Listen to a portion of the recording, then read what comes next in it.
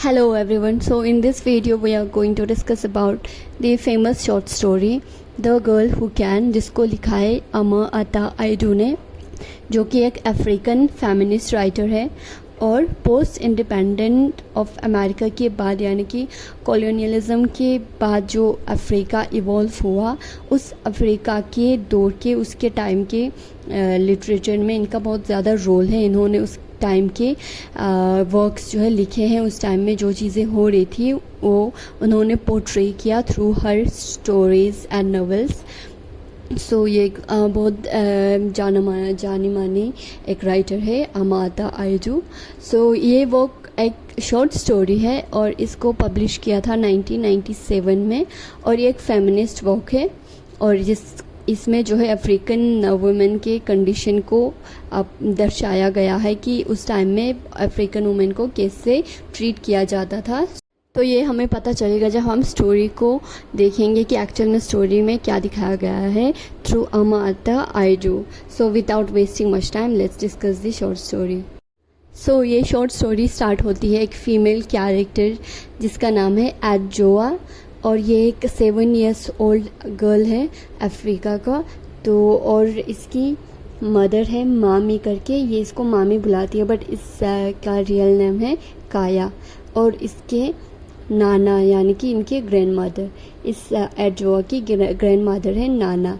तो इन तीनों कैरेक्टर्स से ये शॉर्ट स्टोरी स्टार्ट होती है और ये लोग रह रहे हैं घाना करके एक जगह पे जो कि है वेस्ट अफ्रीका में।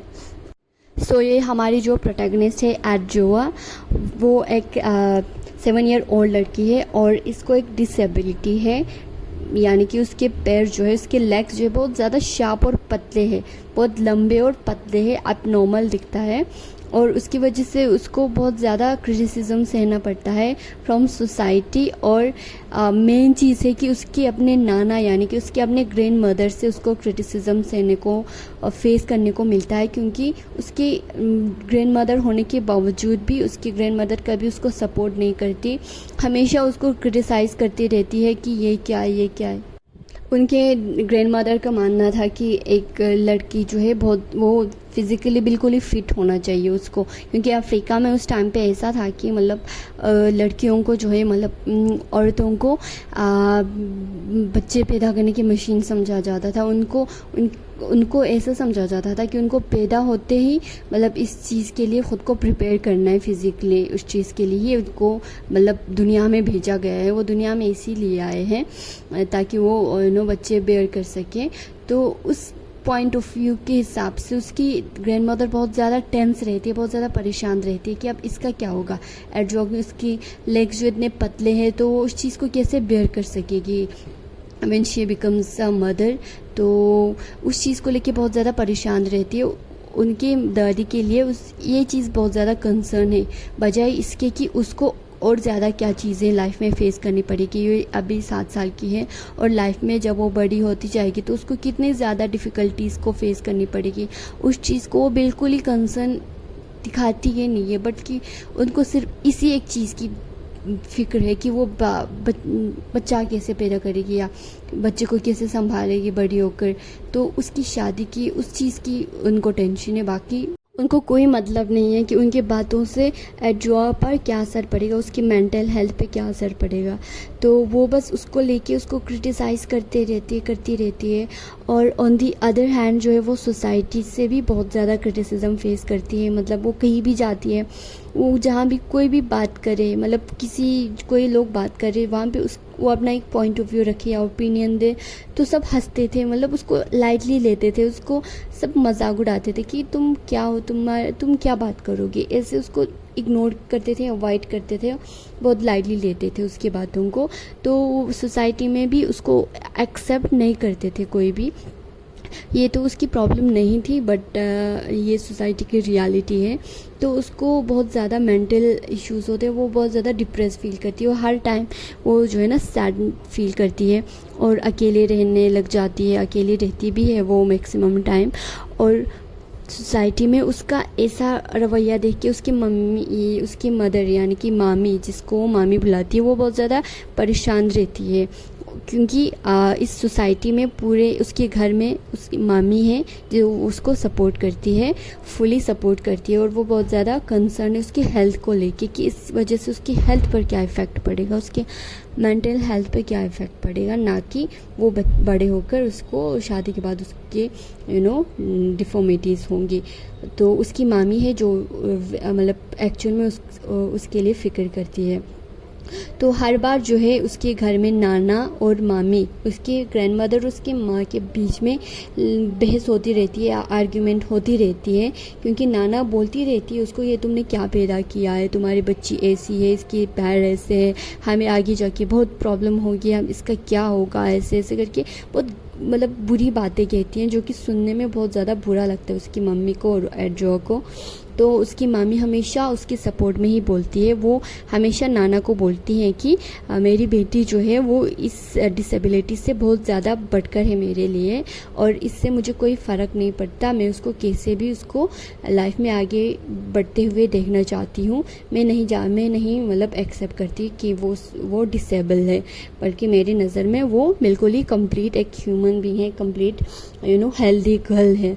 तो उसकी मम्मी बहुत ज़्यादा सिंपैथेटिक और बहुत ज़्यादा कंसर्न होती है अपने एड्रोआ को लेके, और नाना और मामी जो है बिल्कुल ही ऑपोजिट पॉइंट ऑफ व्यू, बिल्कुल ही ऑपोजिट माइंडसेट रखती है एड्रोआ को लेके, एड्रोआ की कंडीशन को लेके। सो एड्रोआ जो है एक्चुअल में बहुत ज़्यादा शार्प और इंटेलिजेंट लड़की थी, पर इसका प्रॉब्लम ये था कि वो कहीं कुछ बोल ही नहीं पाती थी। मतलब वो बोलना चाहती है, she has a lot of things to say in her heart और इन हर माइंड। वो सोचती है, बहुत सारी चीज़ें सोचती है, वो बोल नहीं पाती है, क्योंकि उसको सोसाइटी में बचपन से ही उसको क्रिटिसिज्म सहना पड़ता है। हर कोई उसको अवॉइड ही करते हैं कि तुम क्या हो, तुम किसी लायक ही नहीं हो, तुम यूज़लेस हो। ऐसी बातें जब हम बचपन से सुनते आते हैं तो डिमोटिवेट फील करते हैं, तो हम बोलने से पहले 1000 बार सोचते हैं कि क्या मैं कुछ बोलूं तो ये लोग मेरा मजाक ना उड़ाए। तो ऐसी कंडीशन थी उसकी। तो बजाय इस डिसेबिलिटी के, इस डिफ़िकल्टी के, एड्रोआ जो है बहुत ज़्यादा इंटेलिजेंट लड़की थी, उसके अपने सपने थे, और एक चीज़ उसकी वो स्ट्रेंथ थी कि वो दौड़ने में बहुत ज़्यादा तेज़ था। मतलब इट्स काइंड ऑफ अजीब सा लग रहा होगा कि मतलब उसकी लेग्स इतने कमज़ोर है, वो दौड़ने में फास्ट है। मतलब ये उसकी वीकनेस वो उसको कन्वर्ट करती है स्ट्रेंथ में। वो दौड़ना, उसको रनिंग बहुत ज़्यादा पसंद है, और वो प्रैक्टिस करती रहती है ख़ुद से ही। और ये चीज़ जो है वो नाना, उसके ग्रैंडमदर और उसके मामी को नहीं पता है कि वो सीक्रेटली मतलब अटेंड करती है अपने स्कूल में।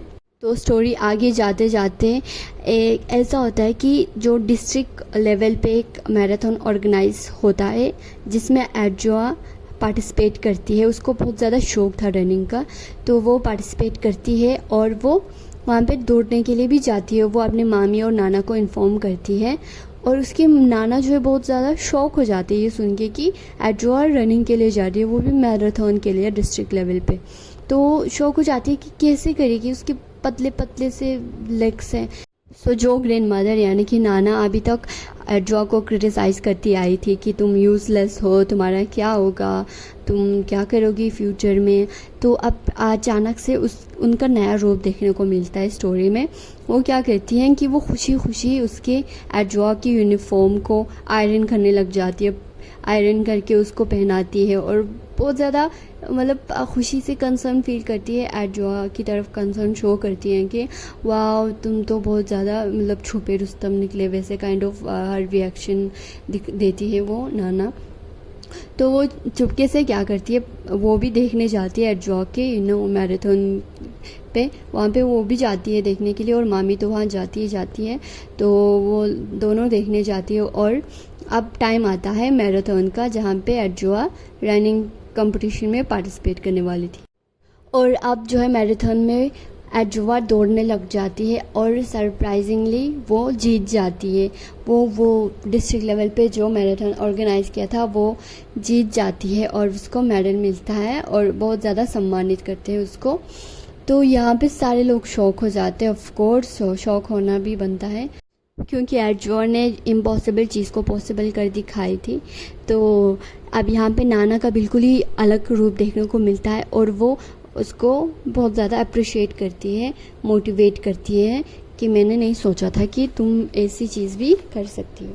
तो एडजवा की मदर तो खुश होती ही होती है क्योंकि उससे अपने बेटी पे बहुत ज़्यादा भरोसा था कि वो कुछ ना कुछ कर दिखाएगी। बट नाना जो है वो बहुत ज़्यादा खुश हो जाती है और वो क्या करती है, उसके मेडल को पीठ पे उठा के जाके सारे गांव वालों को दिखाती है कि ये देखो मेरी पोती ने ये मेडल जीता है, उसने अपने कमज़ोरी को ओवरकम कर लिया है, देखो देखो। वो सारे लोगों को दिखाने लग जाती है प्राउडली।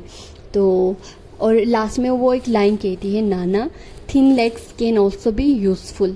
तो उससे आप यकीन हो जाते हैं कि जो इंसान की कमज़ोरी होते हैं उसको हम अपनी स्ट्रेंथ बना के उसको यूज़ करें तो हम हर बैटल जीत सकती है। तो यहाँ पे नाना का बिल्कुल ही पर्सपेक्टिव चेंज हो जाता है, उसका माइंडसेट चेंज हो जाते हैं एडजवा को लेके और सारे सोसाइटी वालों का भी, कि हम मतलब किसी को इतना कमज़ोर नहीं समझना चाहिए क्योंकि उसके पैर बहुत ज़्यादा पतले थे।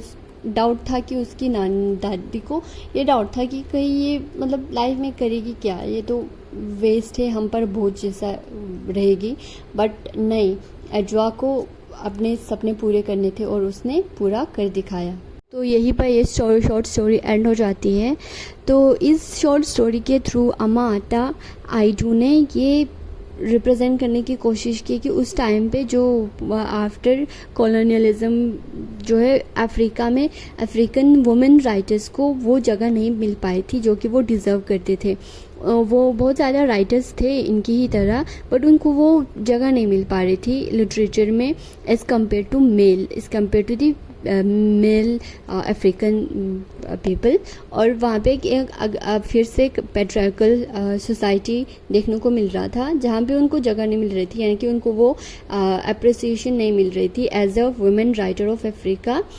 वो ये सच था कि वो मेल जो राइटर्स है उनसे ज़्यादा काबिल है और उनके वर्क से हमें पता चलता है, बट उनको वो पहचान नहीं मिल पा रहा था। उस चीज़ को इस स्टोरी के थ्रू पोर्ट्रे कर रही है ये राइटर। और ऑन द अदर हैंड ये भी पोर्ट्रे कर रही है कि जो अफ्रीकन सोसाइटी था उस टाइम पे पोस्ट कॉलोनियलिज्म के बाद वहाँ पे जो है वुमेन को एज अ चाइल्ड बेयरर के तौर पे ही देखा जाता था कि अफ्रीकन वुमेन पैदा होते हैं और वो जैसे भी जो करना है वो करे, बट उसकी शादी होगी फिर बच्चे संभालेगी और घर संभालती हुए वो रहेगी। बट ये चीज़ तो सही था, बट ये राइटर जो है ये भी दिखाना चाहते हैं कि वुमेन्स के अपने एक सपने होते हैं, उसके अपने गोल हैं, वो भी इंसान है, उनके अपने सपने पूरे करने होते हैं और वो सोसाइटी में कंट्रीब्यूट कर सकते हैं, सोसाइटी की ग्रोथ में भी वो कंट्रीब्यूट कर सकती हैं। हर जो है प्लेटफॉर्म पे, हर जगह पे वो वुमेन जो है वो मेन से कंधे से कंधा मिला के वो काम कर सकती है, हर शे में वो जा सकती है, जो कि पॉलिटिकल हो या वटेवर फील्ड जहाँ पे वुमेन जो है वो काम कर सकती है। तो इसके अलावा भी औरतें जो है बहुत चीज़ों के लिए कैपेबल हैं। बहुत सारी दुनिया में जो मर्द करते हैं, जो मेल करते हैं, वो सारी चीज़ें औरत करने की कैपेबल है। वो अपने लिमिट में रह के वो सारी चीज़ें कर सकती हैं। इस चीज़ को बताया है राइटर ने। सो यही एक फेमिनिस्ट, मैंने पहले ही बताया कि एक फेमिनिस्ट वॉक है, तो ये इस चीज़ को दर्शाती है। सो आई होप आपको ये शॉर्ट स्टोरी समझ आ गई होगी। समझ आ गया तो सपोर्ट दिस चैनल।